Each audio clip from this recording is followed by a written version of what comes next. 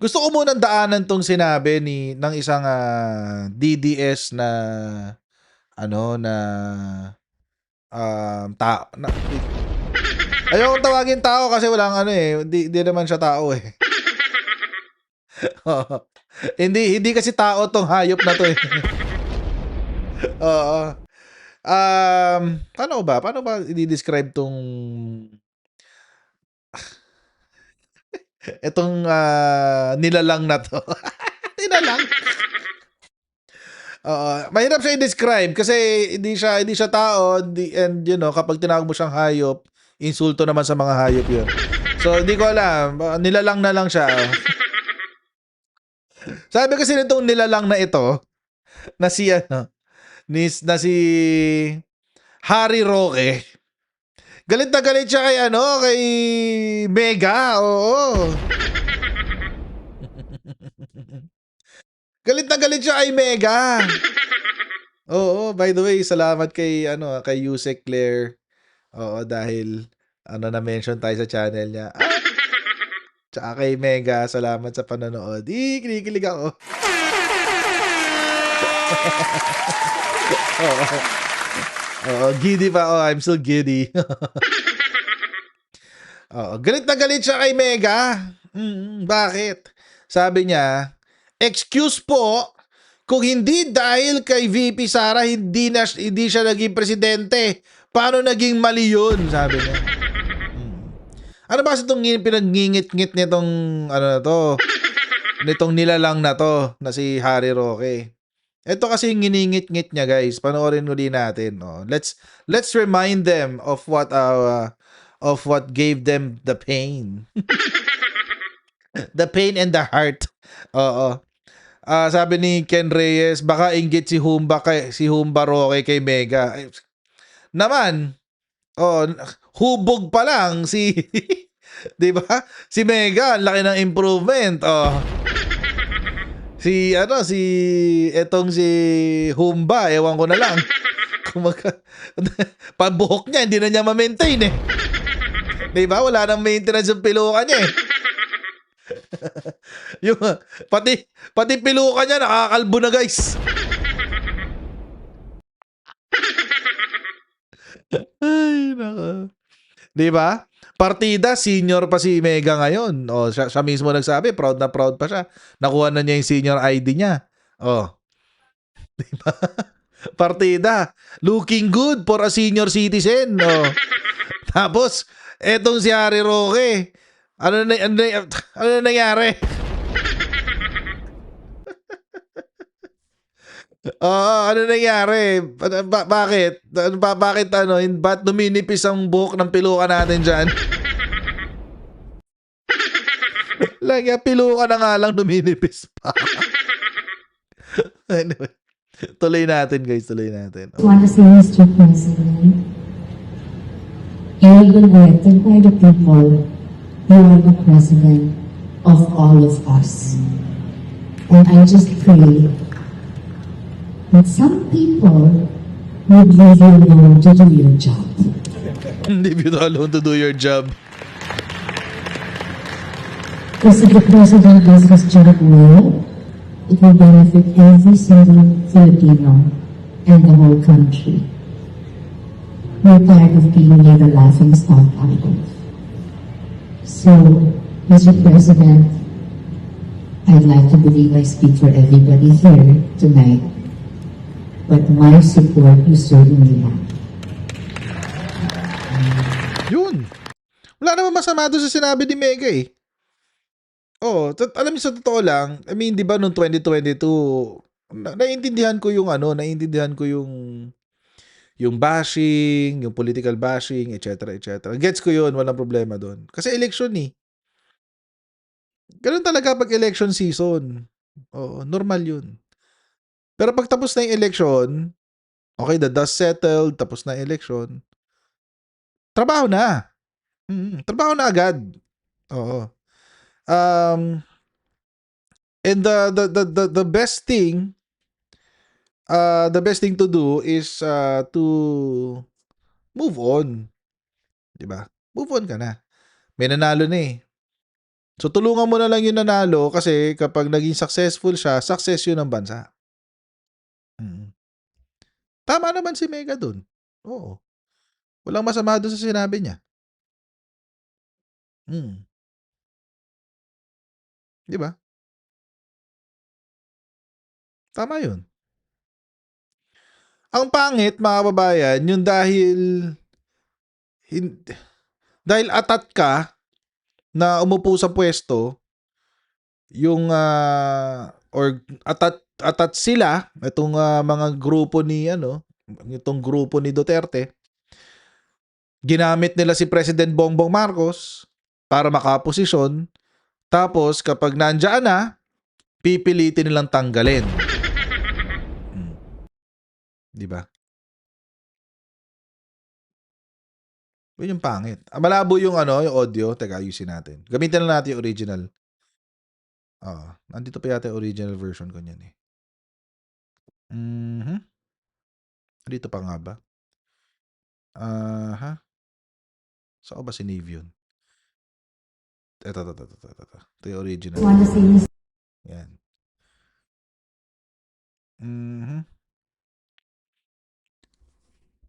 So, yun. So, tawag dito. So, ganun dapat ang mindset. Kaso, ito kasi yung ito yung pangit na ginawa ng mga DDS. Pinagplanuhan kasi nila natanggalin si Presidente.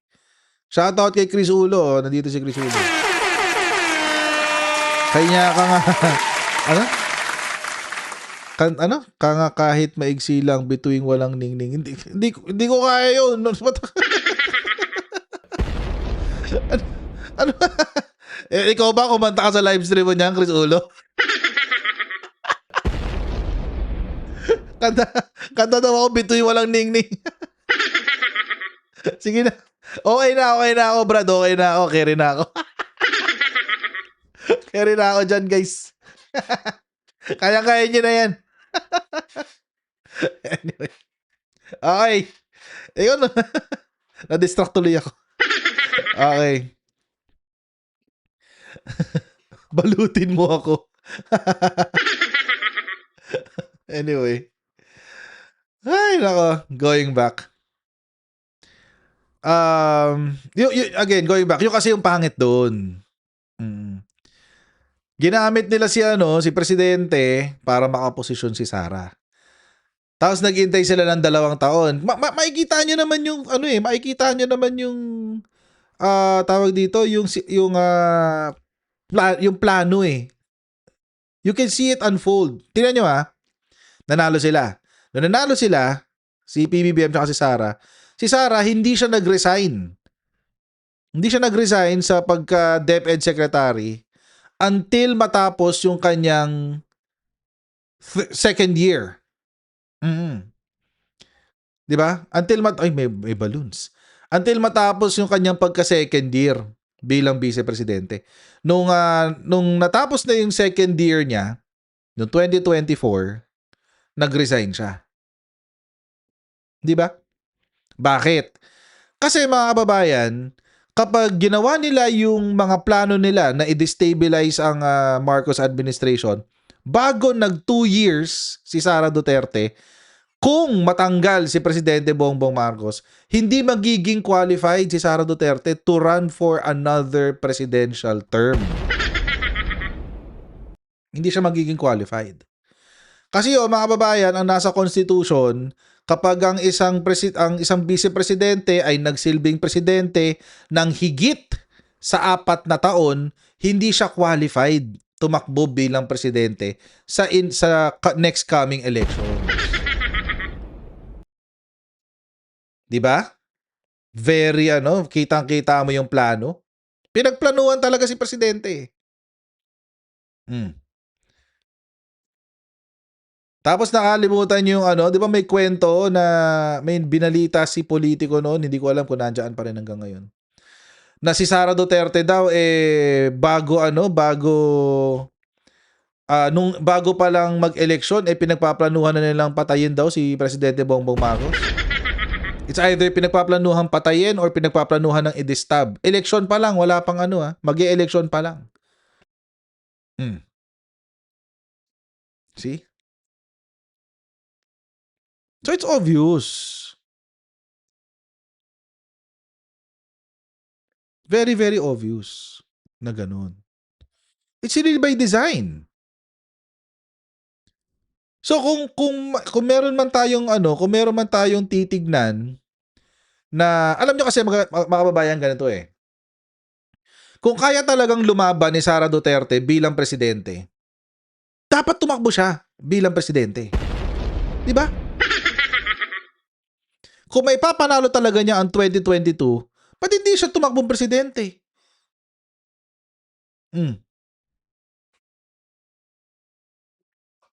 Sabi ko sa inyo mga kababayan, yung surveys, yeah, it can say something, pero the surveys are not definitive. Hindi Ate Mishi, yun ang kasinungalingan na sinasabi sa atin. Ayaw ni Sara. Pero may dahilan kung bakit ayaw ni Sara. Ang dahilan mga kababayan kung bakit ayaw ni Sara kasi alam niyang hindi siya mananalo. Alam niyang hindi siya mananalo. Kasi mga kababayan, nagpa-survey. Allegedly, ito yung kwento na karating sa akin chismis to, chismis Chismis to.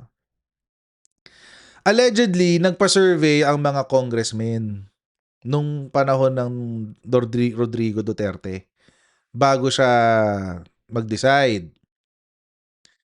Ngayon, according sa mga congressmen, sa kanilang mga constituents, hindi mananalo si Sara.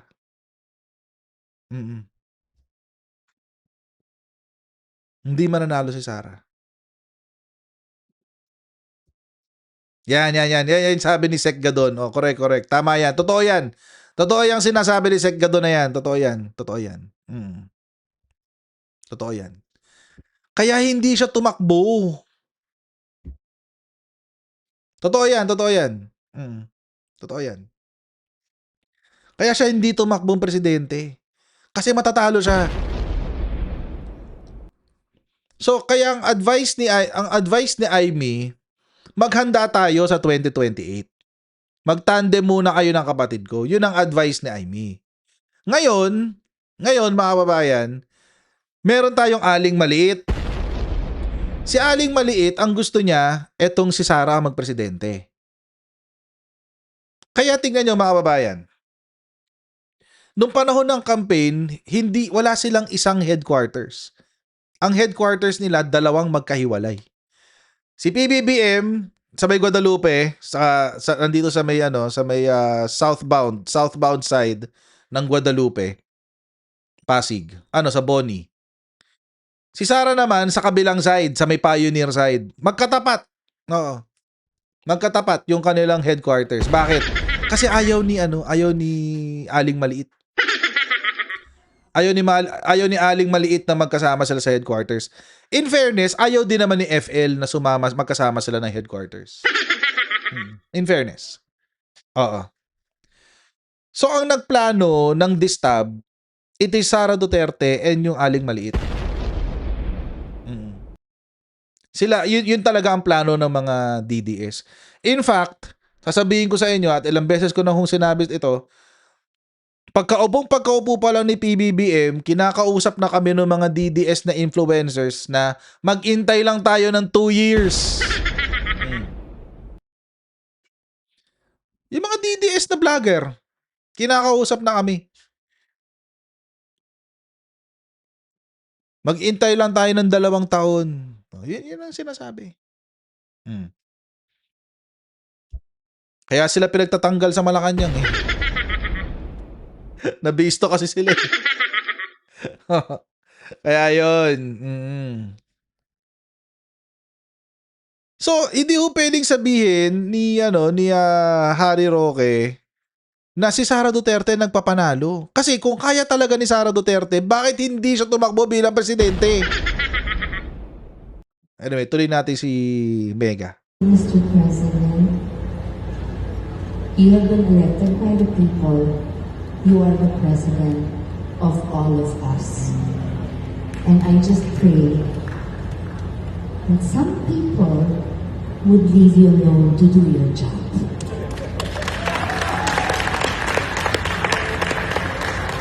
Because if the President does his job well, it will benefit every single Filipino and the whole country.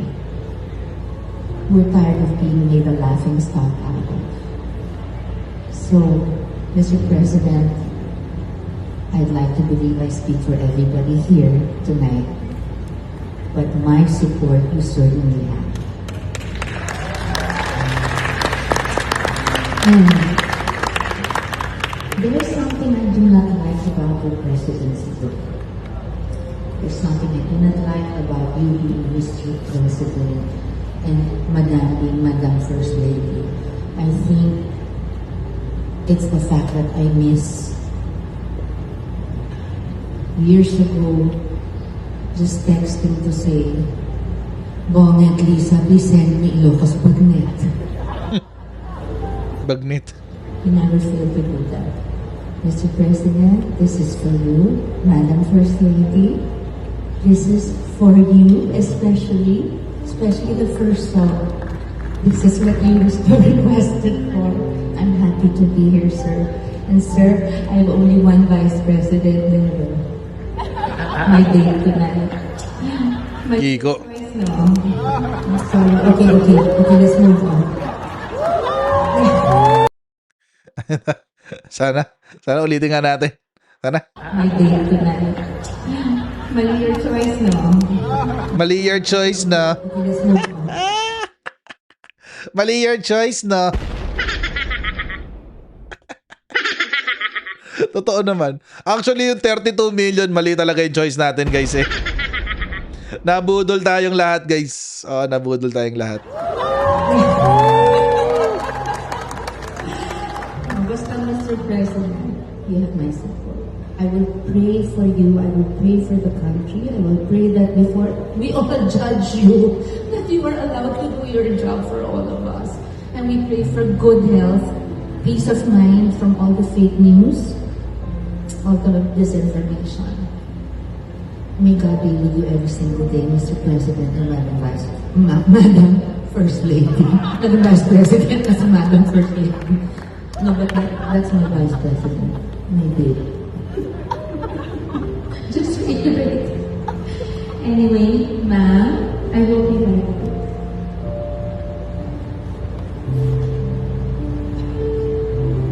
Yun. Doon sila nagagalit. Oh, yung mali your choice, no? Ganun. Mali naman talaga. Kahit sang anggulo natin tingnan, mga kababayan, kahit tayong mga Marcos supporters at nagsumuporta sa Uniteam, nagkamali naman talaga tayo ng pagpili kay Sara Duterte, guys. Di ba?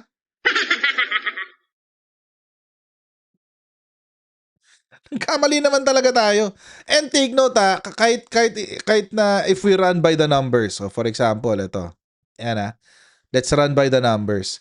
Si PBBM ay nanalo with 31.6 million votes. Si PBBM yan, 31.6. Si Sara Duterte nanalo with 32.2 million votes. So, anong ibig sabihin yan? Anong difference yan? Sobrang liit lang ng difference, guys. Ng dami nung kay Sara kay BBM. At hindi pa ako magtataka kung medyo mas marami siya ng bahagya. Take note bahagya ang dinami. Bakit? Kasi mga kababayan, alam naman natin na 15 million ang boto ni Leni Robredo. 15 million. Pero kay Kiko, merong 9 million na boto. What does that mean? May mga kakamping na hindi nag-solid. Hindi nila binoto si Kiko Pangilinan. Sinong binoto nila? Hindi natin alam. Hindi ko alam kung sinong binoto nila. Yung mga kakamping na bumoto kay Leni pero hindi binoto si Pangilinan.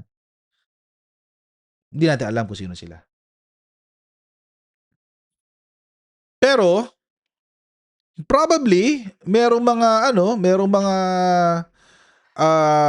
kakamping na bumoto rin kay Sara Duterte kasi baka naalala nyo nung panahon na yun merong Rosa, Rodrigo Sara, Rodrigo Sara, Robredo Sara. Mm. Meron nun eh. Yung Rosa na boto. Oh. Tapos nandiyan pa yung tao dito. Yung ibang votes ng loyalists nandiyan din. Hmm. So, alam nyo mga kababayan, meron talagang hindi nag-solid na Rosa. Meron ding hindi solid na unity. One of them is si Maltik. Si Maltik. Oo. Si Maltik. Di ba sinabi niya, iba raw yung binoto niyang presidente, pero si Sara ang binoto niyang vice? Hmm. Sinabi ba niya kung sino yung presidente yung binoto niya? Hindi, di ba? May Isko pa. Si Isko, mga kababayan, ang kanyang boto is more or less nasa saan na yun? Almost 2 million, 1.9 million. 1.9 million. So,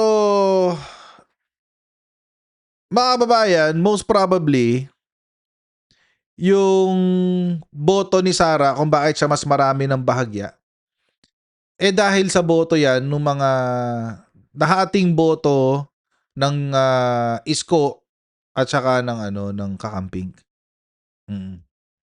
Imagine may mga kakamping na may kakamping na bumoto kay Sara, no? Oo. But anyway, so yun. Pero mga kababayan, ang loyalist, may solid yan 15 million, 16 million. No joke. At saka steady ang dami ng loyalist. Dumadami talaga siya, hindi siya kumukonti. From 2010, nung nanalong senador itong si BBM, tapos 2016, nung natalo si PBBM, may dagdag doon may dagdag na 1 million sa sa mga loyalist. Parang nasa 11 yata. 11 million or ilan ba siya nung 2016 elections? 11 or 12 million, either of the two. Mga ganun. Kasi 16 million si Digong Tapos so mga 11 million yata. Tsaka si Digong, mga kababayan, nakakuha din ng boto yun sa mga loyalist. Oo. Dahil inendorso ni PBBM si Rodrigo Duterte.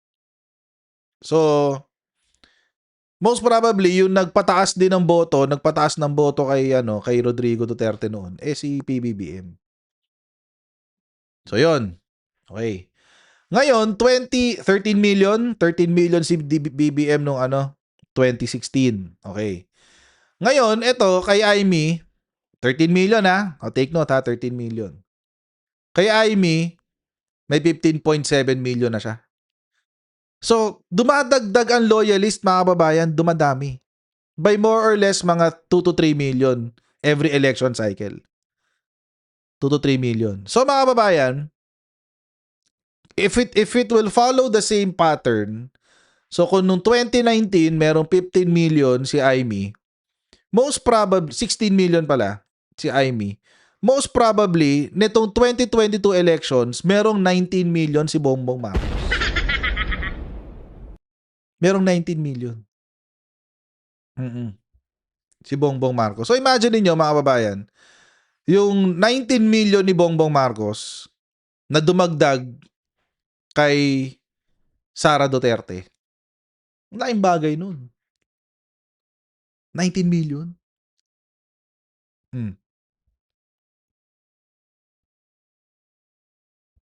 Di ba? 19 million. Kinarga mo more than half ng boto ni Sara Duterte.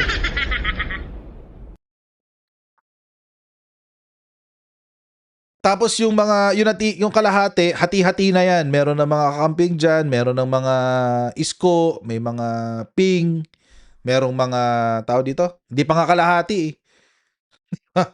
merong mga independent, etc. etc. Kaya mga kababayan, hindi ho pwedeng sabihin nito ni Roqueta, nitong nilalang na to, Hindi niya pwedeng sabihin na si Sara Duterte nagkarga kay BBM. Hindi ho.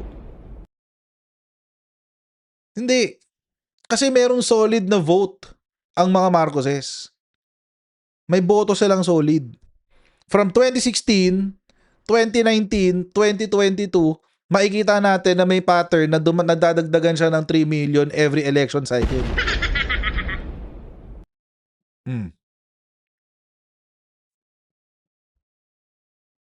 Di ba? Ngayon niya subukan tumakbo sa pagka-presidente, si Sara Duterte. Mararamdaman niya ang galit ng mga loyalist. Hindi na kayo makaka 30 million. Maniwala kayo. One time, big time lang to at dahil kumampi pa kayo kay PBBM.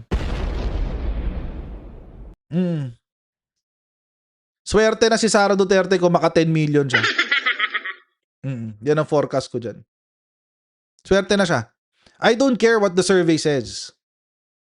Oo, alam naman natin na ang survey nagkakamali. Nakita naman natin yung nangyari itong nakaraang eleksyon, di ba? Swerte na si Sara kung maka 10 million siyang boto.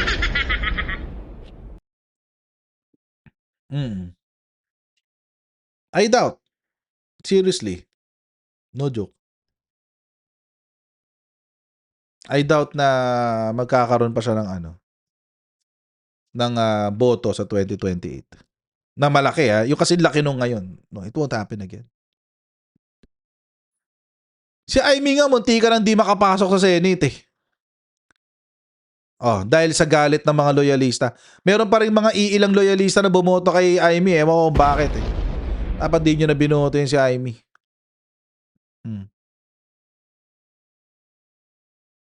Ato si Harry Roque tumakbo yan, senador, under PBBM. Naka 11 million pa siya.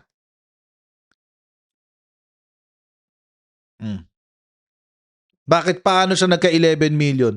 Kasi in-endorse siya ng Uniteam eh. Kaya siya nagka 11 million. Kasama ako dyan sa 11 million na yan eh. Binoto ko yan si Harry Roque noong 2022. Pero hindi na siya makakaulit. Last mo na yan.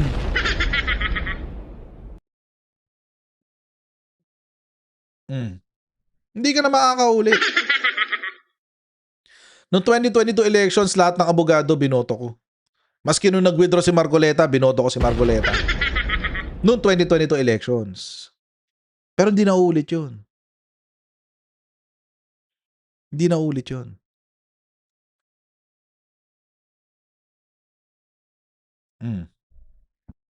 So ngayon, mga kababayan,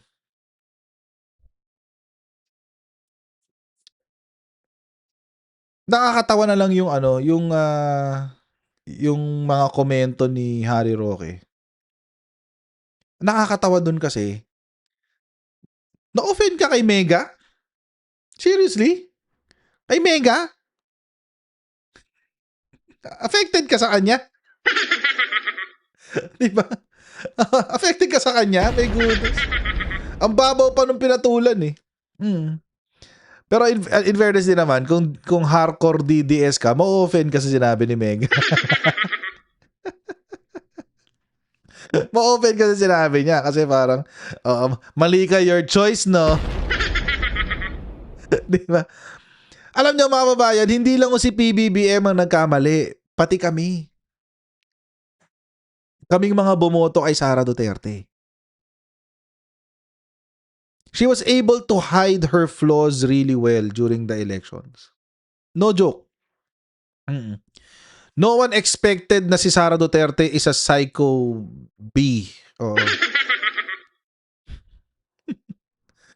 She's a psycho with a capital B. No one expected that. Hindi walang nakakita nun. I don't think anyone expected that. Si Sara Duterte is a psycho with a capital B. Lumabas lang naman lahat to nung nakaupo na siya. And I think doon sa 32 million na akala nilang boboto pa rin kay Sara Duterte, malabo na yun. Mindanao na lang ang boboto sa kanya ng solid.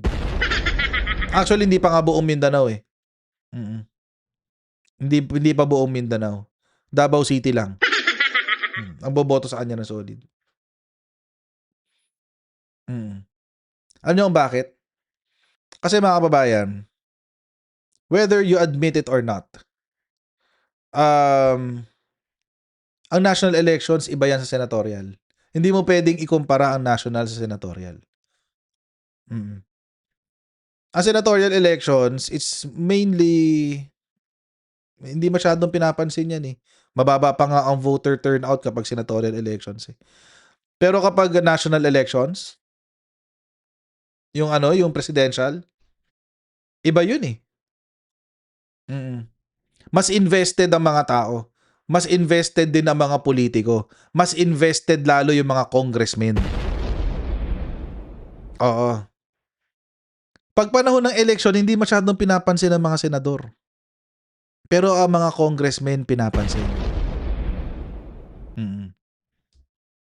At sino ang binangga ni Sara Duterte? Sino ang binangga ng mga DDS? Congress, di ba? House of Representatives. Mm. House of Representatives.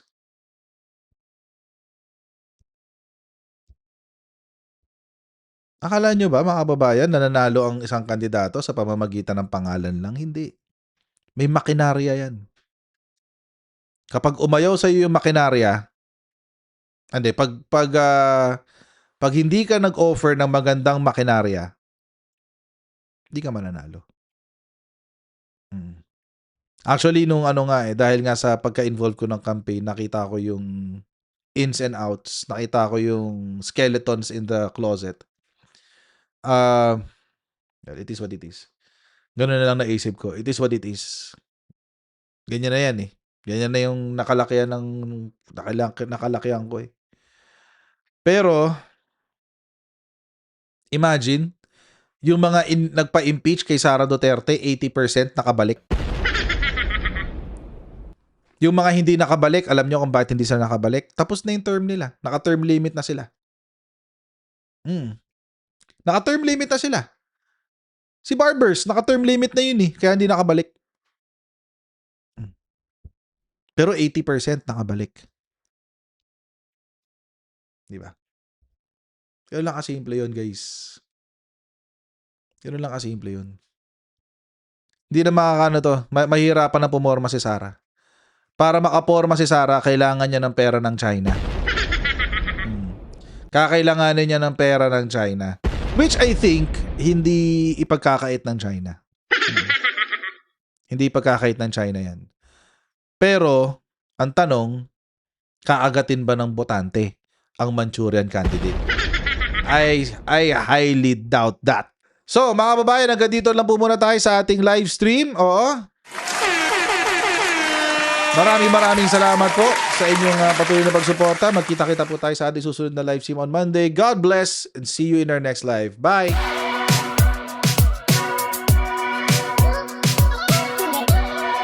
Huwag ganun. Huwag natin gawing tanga mga Pilipino. Mas maganda kasi nasa lugar mo ng tama kaysa yung pinipilit mo yung pagkakamali.